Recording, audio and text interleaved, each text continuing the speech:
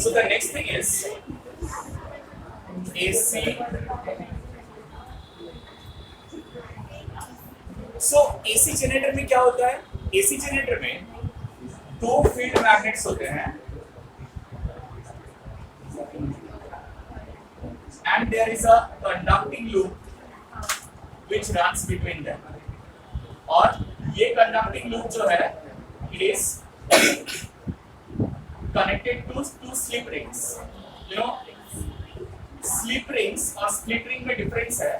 Slip ring का position change नहीं होता और split ring का position change होता रहता है. जैसे हम लोग DC मोटर पढ़े थे, DC मोटर में split ring जाता है और इसमें slip rings है. ठीक है, मतलब स्लिप रिंग्स में ऑलवेज एक एंड ऑफ द लूप एक साइड से कनेक्टेड रहता है और दूसरा एंड ऑफ द लूप दूसरा साइड से कनेक्टेड रहता है. देयर इज नो डिफरेंस, माने no change that takes place during the rotation. अब थोड़ा ध्यान से सुनो, ये पर्टिकुलर ओरिएंटेशन में मैग्नेटिक फील्ड लाइंस कौन सा डायरेक्शन में है और एरिया वेक्टर कौन सा डायरेक्शन में है? Area vector is always perpendicular to the area. तो ये हम लोगों का लूप है, करंट कैरिंग लूप, तो इससे परपेंडिकुलर एरिया वेक्टर है.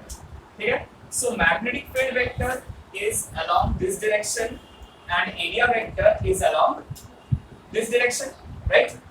अब जैसे ये लूप टर्न करेगा, ये एरिया वेक्टर टर्न करेगा, तो ये मैग्नेटिक फील्ड वेक्टर और एरिया वेक्टर में बीच पे जो एंगल है वो सेम रहेगा क्या? It will continuously change.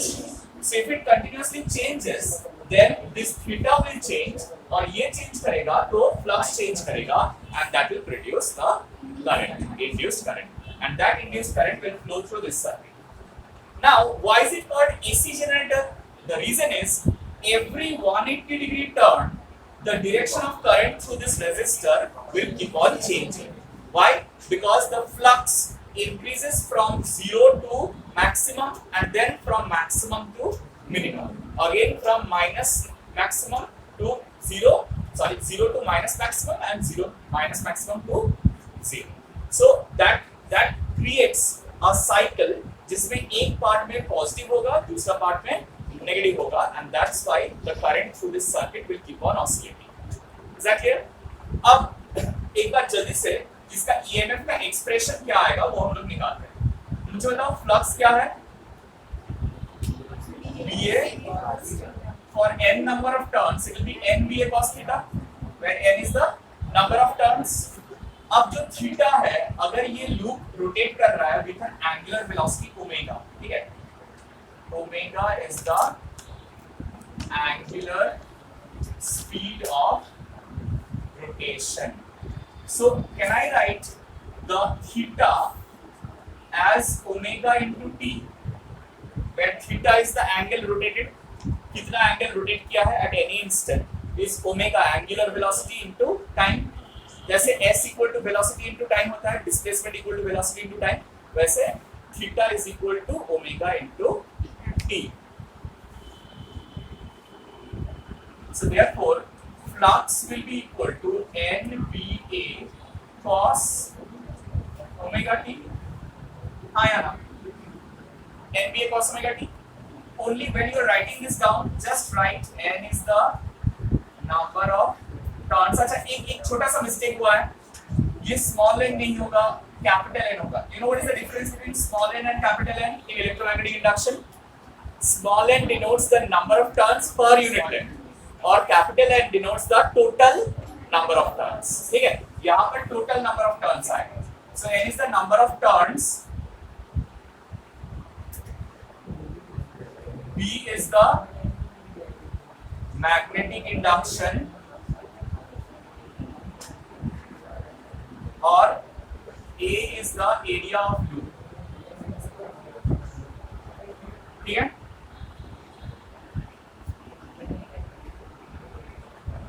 A is the area of the loop. So the flux, अच्छा, phi is what? Phi is the flux. Phi is the magnetic flux.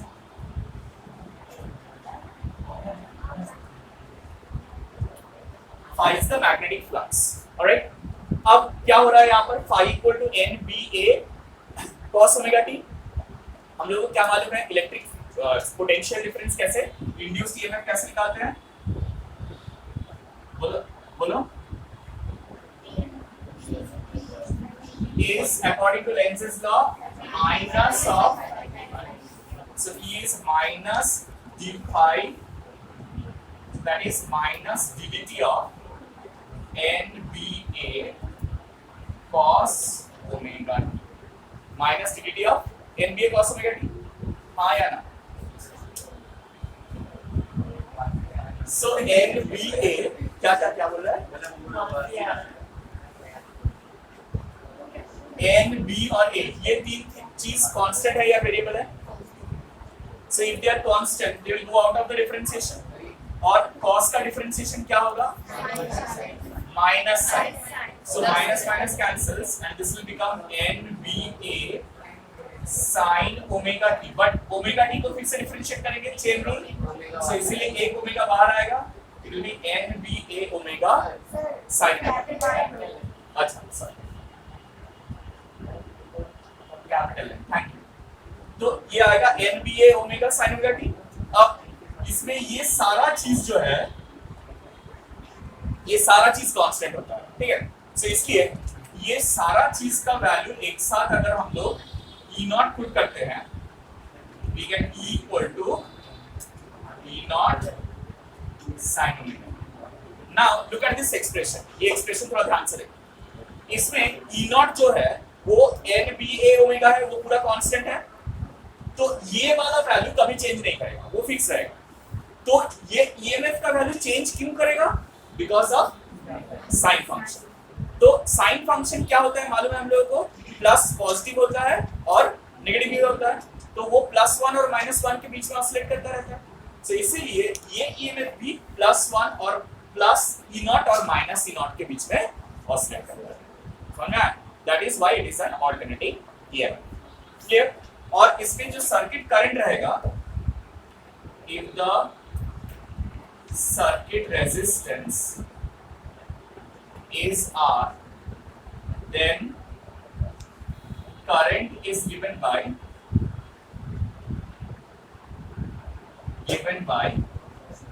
I is equal to E by R, right? So that will be E naught sin omega t by R. पहले E naught by R की represent करें. What does E naught by R represent?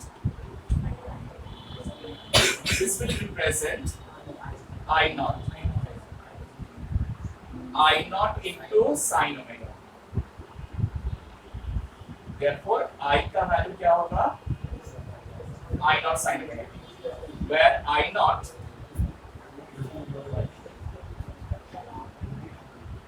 E naught by R. I naught will be E naught by R. तो देखो current का जो value है वो भी मैक्सिमम +1 और -1 के बीच में ऑसिलेट करेगा।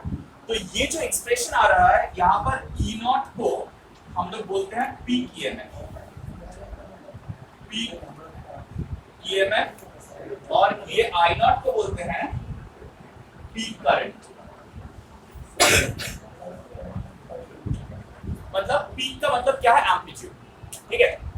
Amplitude means you have studied in waves कि जब भी कोई साइनसॉइडल फंक्शन होता है हम लोगों के पास, like this one sinusoidal function, उसका सामने जो कोएफिशिएंट रहता है that is called the amplitude of the function. So अगर हम लोग इसको वेव की तरह विजुअलाइज करने का कोशिश करें, if we visualise this as a wave, जैसे मान लो ये वाला एक्सप्रेशन को अगर हम लोग एक वेव की तरह विजुअलाइज कर रहे हैं, so this will be a sine function, sine graph.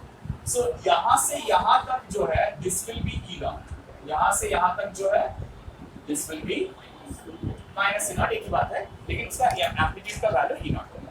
Is that clear? कोई भी साइन ग्राफ ऐसे रिप्रेजेंट किया जाता है। Clear to all of you? तो एसी जनरेटर कैसे काम करता है समझ में आया? और इसके साथ साथ हम लोग ये भी डिस्कस करेंगे कि कैसे थीटा चेंज करने से फ्लक्स चेंज करेगा। मतलब कोई भी लूप अगर अपना ओरिएंटेशन चेंज करेगा एक मैग्नेटिक फील्ड के अंदर, तो उसमें always some amount of current produce होता है। Clear? Remember this part is the basis for the next chapter that is alternating current. So ये वाला चैप्टर अगर हम ये वाला पार्ट अगर हम लोग को अच्छे से समझ में नहीं आएगा तो हम लोग अल्टरनेटिंग करंट में जाके इसका कांसेप्ट्स यूज नहीं कर पाएंगे। So if you are having any queries in this topic, ask me right now. अभी अगर कोई क्वेरी है तो अभी जल्दी से पूछ लो।